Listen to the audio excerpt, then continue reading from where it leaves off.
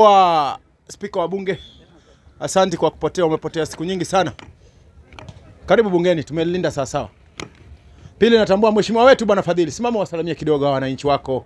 Hawa ni watu wako. Huyu ndio Deputy Speaker wa County Assembly kwa muda mrefu. Ni kijana mpole gangari na anataka ubunge 2027. Mimi kura yangu anayo tayari. Mwenye nishampigia kura zaidi ya miaka 15. Na sasa nawaambia mzee wangu mwenye nakupenda sana, lakini kwa sasa tuachane. Tuachane kwa sasa. Manake sasa najaribu kuangalia maisha kwingine. Kile ambacho ungeweza kunifanyia miaka 15 sidhani kama utafanya kwa hizi miaka miwili.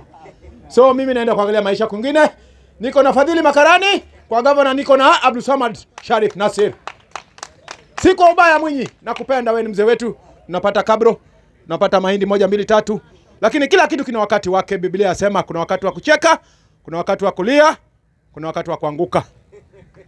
So Simba lazima arudi sasa zizini,